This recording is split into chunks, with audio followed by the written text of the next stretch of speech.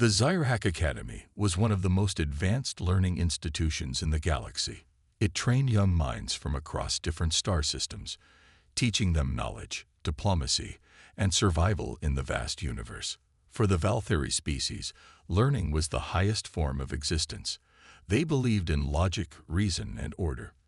Violence was considered primitive, and emotions were seen as weaknesses. Among the top students of the academy was Kozur, a bright and curious young Valtheri. Like all his classmates, he had always believed in the superiority of his people's ways. But today, something different was happening. Today, he and a small group of students were going to Earth. Earth was a strange planet, home to a species called humans. The Valtheri had studied humans before, but mostly from afar. Humans were unpredictable, emotional, and often reckless. Some scholars in the academy believed that humans were dangerous, while others thought they were merely primitive beings who had advanced too quickly. Kozur had read about humans, but reading was different from seeing. He was eager to observe them up close. Their instructor, Professor Vane, stood at the front of the transport ship, his long silver robes flowing as he addressed the students. Today, we begin an important study. The humans are unique in many ways, and we will see their world for ourselves. Observe carefully, but do not interfere. Remember, we are here to learn, not to judge. The ship entered Earth's atmosphere, and through the large viewing window, Kozur saw a planet full of green forests, blue oceans, and bright cities. It was nothing like the sterile, perfectly organized world of the Valtheri. The colors were vibrant, the weather was unpredictable, and there was a strange energy in the air. When they landed, a group of human scientists and diplomats greeted them. One of them, Dr. Morales, smiled warmly as she stepped forward. "Welcome to Earth. We are honored to have you here. I hope your journey was smooth." Professor Vane gave a respectful nod. "We are grateful for your hospitality, Dr. Morales. My students are eager to learn about your world." Dr. Morales laughed. "Well, you're in for a surprise. Earth is full of wonders." The students were taken to a human city where they would live and study for the next few weeks. Kozur walked through the streets with his classmates, observing everything. The city was noisy and full of movement. Humans rushed from place to place, talking, laughing, and sometimes arguing. "They are so expressive," whispered one student, Vilara, as she watched two humans hug each other. Kozur nodded. He had never seen anything like this before.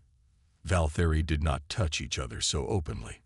They did not laugh so loudly or show such strong emotions in public. But the most shocking sight came when they visited a school. Children, small, fragile versions of humans, ran around, playing and shouting. Some were drawing colorful pictures, while others listened to their teachers. The human adults watched over them carefully, stepping in whenever a child fell or needed help. "Why do they waste so much time on the young?" Vilara asked, puzzled. "Would it not be more efficient to let them grow on their own?" Dr. Morales overheard and smiled. "Because they are our future. We protect them, teach them, and care for them. It's what parents do." Kozur frowned. He had never thought about it this way.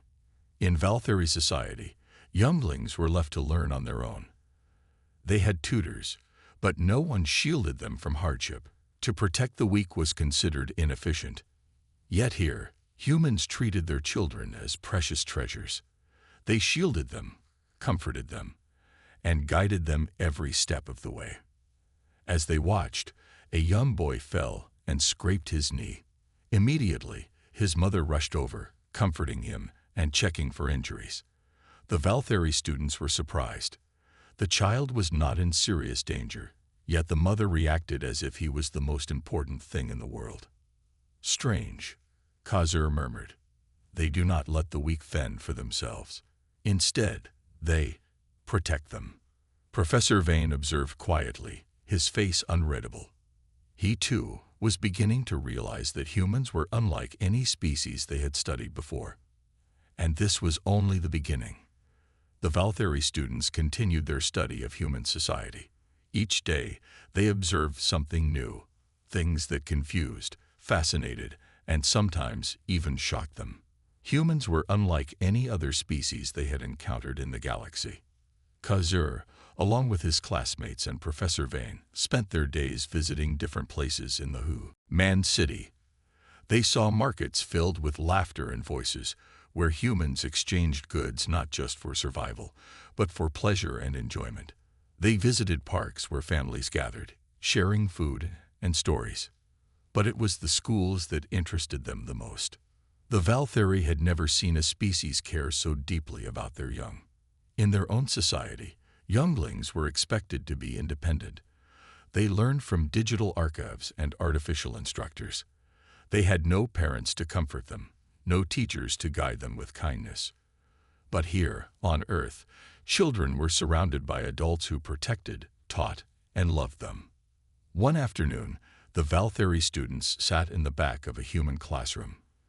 The children were learning about history, and their teacher, Mrs. Carter, spoke with warmth and energy. "Why do humans waste so much time on this?" Velera whispered.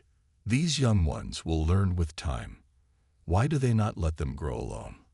Professor Vane did not answer immediately. He, too, was still trying to understand. Instead, Dr. Morales, their human guide, overheard and smiled. "Because children are not just the future. They are part of us. They are our responsibility," she said gently. At that moment, a small boy named Ethan raised his hand. "Mrs. Carter, why do we have to learn about war?" he asked. The teacher sighed, looking at the class with soft eyes. "Because history teaches us important lessons, Ethan.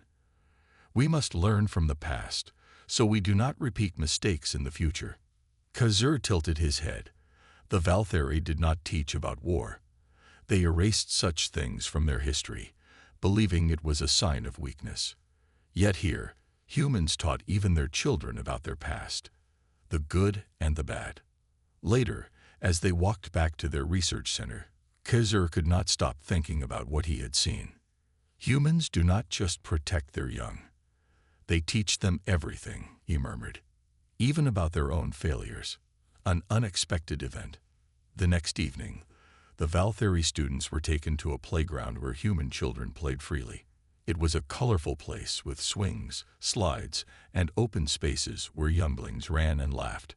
The sight was strange to the Valtheri. In their society, children did not play. They studied, worked, and prepared for their future roles. Khazur and his classmates stood near a bench, observing silently. They noticed something unusual. Human parents never looked away from their children. Every mother, every father, every guardian had their eyes fixed on the young. Even while talking, they kept one part of their attention on their child. It was as if they had an instinct to protect. Do they not trust their own younglings?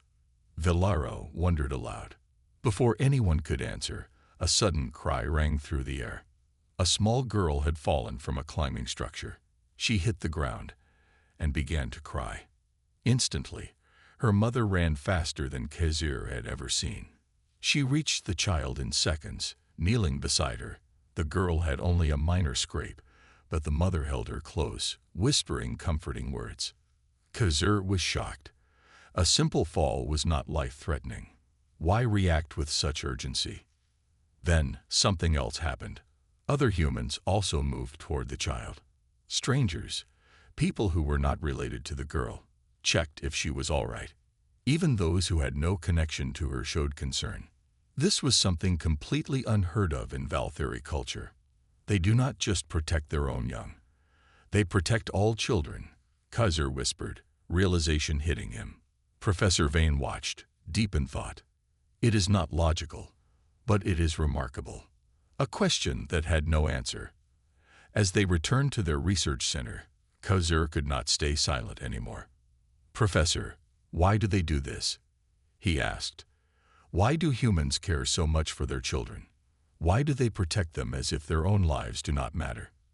Professor Vane was silent for a long time. Then he sighed. "I do not know, Khazur," he admitted, "but perhaps we have much more to learn than we expected." The Valtheri had come to Earth to study humans. But now, Khazur wondered. Maybe, just maybe, humans were the ones teaching them something far greater. The Valtheri students had been on Earth for 2 weeks now. Every day they saw something new, something that challenged everything they had been taught about logic and survival. Khazur had never imagined a species could be so emotional, yet so strong. Humans laughed, cried, and became angry so easily, and yet they built great cities, explored space, and thrived in a chaotic world. But the most unbelievable thing about them was their obsession with protecting their young. Even now, as they walked through a peaceful human colony on the edge of the city, Khazur noticed it again. Parents holding their children close, teachers watching their students carefully, and guardians always alert. It made no sense. In Valtheri society, children were left to learn on their own. Weakness was not tolerated. Why do they do this? Khazur whispered to himself. He was about to ask Professor Vane when something unexpected happened. A loud noise broke the quiet evening. It was not thunder. It was something else, something unnatural. Then, a scream. A night of chaos. Khazur turned toward the sound. Down the street, a group of strange figures appeared. They were not humans. They were armed aliens, tall, insect-like creatures with dark exoskeletons and glowing eyes. Khazur recognized them immediately. The Selvins, a race known for their ruthless nature. They were intergalactic criminals, raiders who stole resources, and worse, kidnapped the weak to sell them to the highest bidder. The humans had no warning. The Selvins moved quickly, trying to grab children from the colony. They didn't attack the adults. They only wanted the young. Khazur and the other Valtheri students froze in shock. In their own society, such an attack would mean only one thing. The younglings would be abandoned.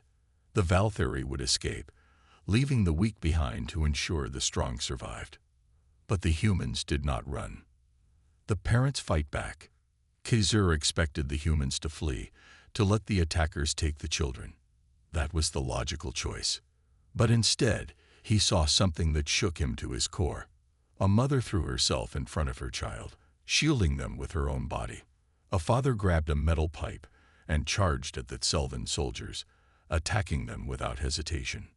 A group of unarmed civilians rushed toward the invaders, using whatever they could find, rocks, wooden planks, even their own fists, to stop them from taking the children. One of the Selvins raised a weapon at a small boy, ready to strike, when an old man stepped in the way, taking the hit instead. He fell, but before the Selvin could grab the child, another human tackled the alien to the ground. Khazur's heart raced. This was madness. They are fighting. Without weapons. Valera gasped. This is not logical, another student whispered. Professor Vane was silent, his eyes wide. A mother's wrath. Khazur turned and saw a young woman, her clothes torn, her face bleeding, standing alone against 3 Selvin raiders. In her arms was a small girl, no older than 5. One of the Selvins pointed a weapon at her. "Surrender the child," the alien hissed. The woman did not move. "No," she said. Her voice did not shake. The Selvins stepped closer.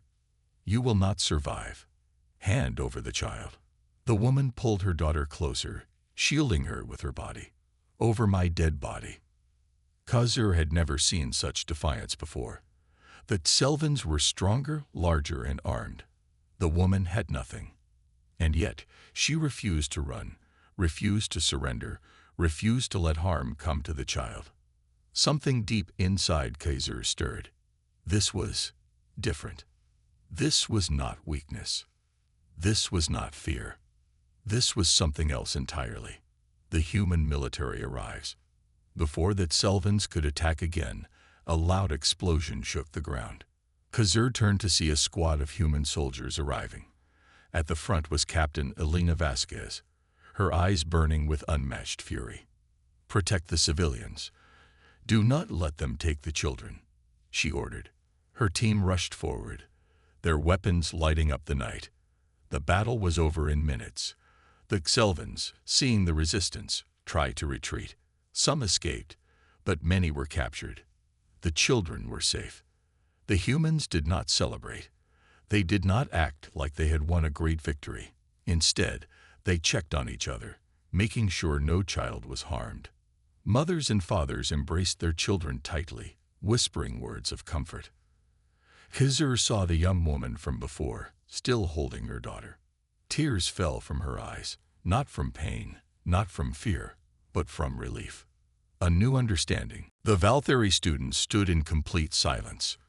Khizr looked at Professor Vane, his mind racing. They fought. For their young, Khizr whispered. They risked their lives. For them.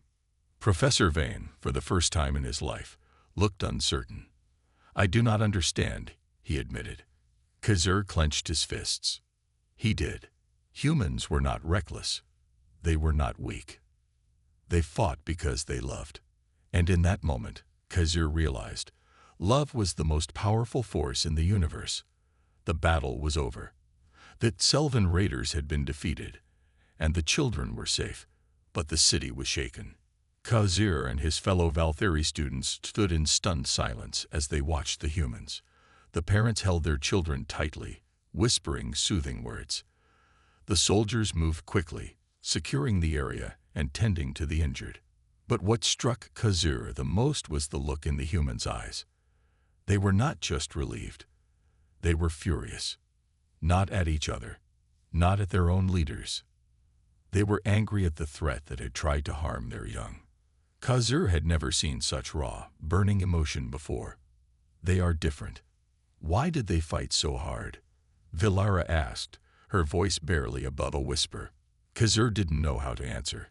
He had thought humans were illogical, that their emotions made them weak. But what he had seen tonight, it was something else entirely. They are different from us, Professor Vane finally said. His voice was quiet, thoughtful. Would we have done the same? Another student asked. Silence. No one spoke because they all knew the answer. No. The Valtheri did not fight for their young. If their colony had been attacked, the logical choice would have been to leave the weak behind and escape. Survival of the strongest was their way. But humans did not abandon their children. They stood and fought. They sacrificed everything. And they won. The warrior and the mother. As Khizr walked through the wreckage of the battlefield, he saw two figures standing side by side. Captain Alina Vasquez and the young mother from before. The soldier, tall and fierce, with armor scratched from battle. The mother, bruised and exhausted, but still standing strong. Khizr approached cautiously. You fought well, he said, unsure of what else to say. The mother turned to look at him. Her eyes were still filled with fire. Of course I fought, she said. That was my child. Her words were simple, but they struck Khizr like a thunderbolt. You would have died for her, he said slowly. The mother nodded without hesitation, without question. Khizr turned to Captain Vasquez. And you are not her family, yet you also fought for the children. The captain's expression was hard, yet there was warmth behind her steel gaze. Every child on this planet is our future. We do not let our future be taken. Khizr's mind swirled with confusion and awe. This was not just instinct. This was something greater. Professor Vane's realization. Later that night, the Valtheri students gathered in their research station. None of them could sleep. The images of the battle replayed in their minds. Professor Vane stood before them, deep in thought. We came here to study humans, he said slowly, to learn their ways, their strengths, their weaknesses. He paused, then looked at them. Tell me, are they weak? Khizr's answer came instantly. No. The others nodded in agreement. They care for their young in ways we do not understand. Valera admitted. They fight for them. Protect them at all costs. Professor Vane sighed. And perhaps that is why they are strong. A message to the Valtheri homeworld. The next morning, Professor Vane sent a report to the Valtheri High Council. Humans are not weak. Their emotions do not make them fragile. Instead, their emotions give them strength. Their love for their young makes them fearless. They do not abandon their future. They fight for it. Khazur read the words and felt something inside him shift. He had come to Earth believing humans were inferior. But now he respected them. Now he admired them. And deep inside, he wondered, had the Valtheri been wrong all along? The Valtheri students sat quietly inside their research station. The events of the previous night still echoed in their minds. Khazur couldn't stop thinking about the way humans had reacted to the attack. They hadn't hesitated. They hadn't abandoned their children. Instead, they had fought with everything they had. It was not logical, but it was undeniably powerful. Vilara, usually the most skeptical, broke the silence. "We have always believed that emotions are a weakness," she said slowly. "That survival means leaving behind those who cannot defend themselves." She turned to Khazur, her expression troubled. "But what if we were wrong?" No one answered, because for the first time in their lives, they didn't know. The human child's question. Later that day, Khazur and a few of his classmates were invited to a school where human children studied. As they entered, they saw bright walls filled with drawings and colorful decorations. The children sat in small groups, talking, laughing, and learning together. Khazur felt a strange warmth in this place. It was different from the cold, strict education the Valtheri received. A small boy named Ethan, no older than 7, walked up to Khazur and looked up at him with curious eyes. "Are you an alien?" the child asked. Khazur nodded. "Yes, I am Valtheri." Ethan smiled. "Do you have a mom and dad?" Khazur blinked. The question was unexpected. "We do not have families the way humans do," he admitted. "Our young are raised by instructors, not by parents." Ethan frowned. "But who takes care of you?" Khazur hesitated. "We take care of ourselves." The boy looked confused and a little sad. "That sounds lonely." Lonely. Khazur had never thought about it that way before. The Valtheri were raised to be independent, to rely on no one but themselves. But now, standing here in this school filled with warmth and laughter, he wondered if something was missing in his own life. The conversation with Dr. Morales. Later, Khazur sat across from Dr. Morales, their human guide. She had been observing him closely since the attack. "You seem troubled," she said. Khazur exhaled. "I do not understand humans. You fight harder for your children than for yourselves. You risk your lives without hesitation. Why?" Dr. Morales smiled softly. "Because we love them." Khazur frowned. "Love? That is an emotion. It has no logic." Dr. Morales chuckled. "Maybe not, but it is the most powerful force we know." She leaned forward. "Let me ask you something, Khazur. If the Selvans had attacked a Valtheri colony, what would have happened?" Khazur didn't answer. He already knew. The strong would have escaped. The weak would have been left behind. "We would have survived," he said finally. Dr. Morales nodded. "Yes, but would you have lived?" Khazur narrowed his eyes. "Is that not the same thing?" Dr. Morales shook her head. "No, Khazur. Surviving is just existing. Living is something more." Khazur sat in silence, turning her words over in his mind. Was mere survival enough? Or was there something greater? The Valtheri began to change. As the days passed, Khazur and his fellow students began to see humanity differently. They saw parents teaching their children, not just with words but with kindness and patience. They saw siblings protecting one another, standing together in difficult times. They saw friends offering comfort, proving that no human was ever truly alone. And slowly, they began to question everything they had been taught. One evening, Vilara spoke up. "I used to think humans were weak," she admitted. "But now, I believe they are the strongest species I have ever seen." Professor Vane, who had been silently listening, nodded. "Perhaps their strength comes not from their weapons or their technology," he said, but from their love for one another. Khazir had no argument against that, because deep inside, he knew it was true. A decision to make. Soon, the Valtheri's time on Earth would come to an end. Their research mission was almost over, but Khazir was not sure he wanted to leave.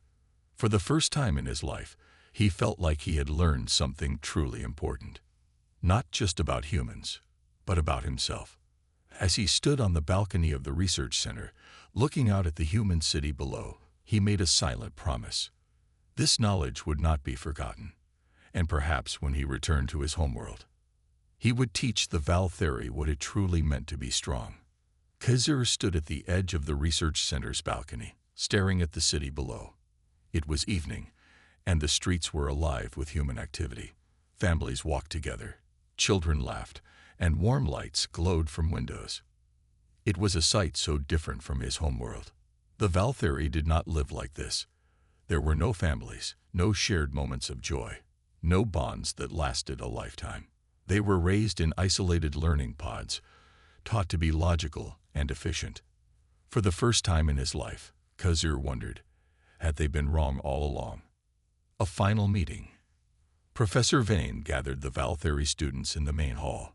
Their time on Earth as ending, and soon they would return to their homeworld to report their findings.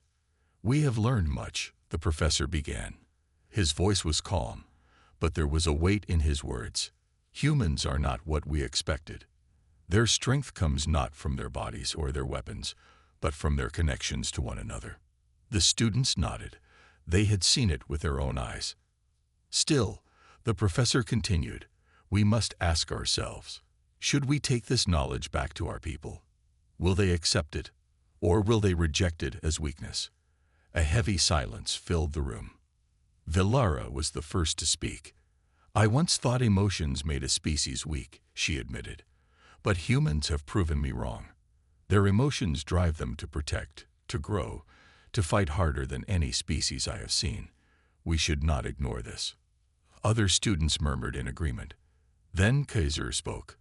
"I do not want to leave," he said. The room fell silent. All eyes turned to him. "What do you mean?" Professor Vane asked, his gaze sharp. Khazir hesitated, then took a deep breath. "There is still more to learn. I want to stay and understand humans better. I want to see how their bonds shape them, how they raise their young, how they build their future. I believe this knowledge is too important to abandon." The professor studied him for a long moment. Then, to Khazir's surprise, he nodded. "Then perhaps," Vane said slowly, "you should stay." An unusual request. The next morning, Khazir approached Dr. Morales with his decision. "You wish to remain here?" she asked, raising an eyebrow. Khazir nodded. "Yes.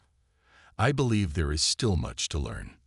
Dr. Morales studied him carefully. "You are the first Valtheri to ever make such a request. Why?"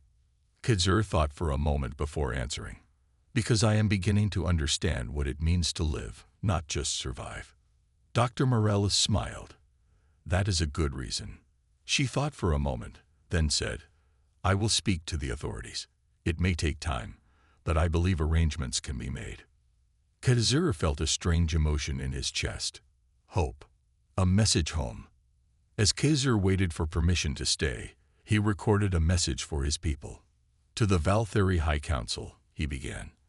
"I have studied humanity, and I have seen their strength. It does not come from war. It does not come from power. It comes from something greater." He took a deep breath. "It comes from their ability to care for one another, to stand together, to fight for those who cannot fight for themselves." He paused, then added, "I believe we have been mistaken. We thought emotions made a species weak, but I have seen humans risk everything for their young, their families, and even for those who are not related to them. That is not weakness. That is strength beyond anything we have known." Khazir looked at the screen, knowing his words would be met with resistance back home. But he did not care. Because for the first time, he knew he was right, and he would do whatever it took to make sure the Valtheri understood. The path forward. A week later, Khazir received his answer. Dr. Morales handed him a small data pad. The human government has agreed. You may stay here as a cultural observer. Khazur felt an unfamiliar warmth in his chest. Thank you, he said. Dr. Morales smiled. I think you're going to learn a lot. Khazur looked out at the city, watching as human families moved through their daily lives. He had come to Earth believing humans were weak. Now, he knew the truth, and he was ready to learn what it truly meant to be strong. Khazur stood on the balcony of the human research facility, watching the city come to life below. The sun was rising, casting a warm golden glow over the streets. People moved about, parents walking their children to school, vendors opening their shops, workers heading to their jobs. It was a simple sight, yet it filled him with a sense of wonder. He was no longer just an observer. He was part of this world now. The first day as a cultural observer. Dr. Morales had arranged for Khazur to stay in the city under the cultural exchange program. He would live among humans, learn their ways, and experience their daily lives. His first task, visiting a human home. Khazur arrived at the doorstep of the Ramirez family. They had agreed to host him for his stay. The door opened, and a woman in her late 30s, Maria Ramirez, smiled warmly at him. Welcome, Khazur. Come in. He hesitated before stepping inside. The house was small, but full of warmth. Pictures on the walls, toys scattered on the floor, the smell of food in the air. A little girl peeked from behind the couch. Is he an alien, Mama? She whispered. Maria laughed. Yes, sweetie. This is Khazur. He's here to learn about us. The girl stepped forward cautiously. Do you like cookies? She asked. Khazur blinked. I do not know. Maria chuckled. Then let's find out. Small moments, big lessons. Over the next few weeks, Khazur learned more about humanity than he ever had from his research. He helped Maria cook meals, though he struggled to understand why humans enjoy preparing food instead of just consuming nutrients efficiently.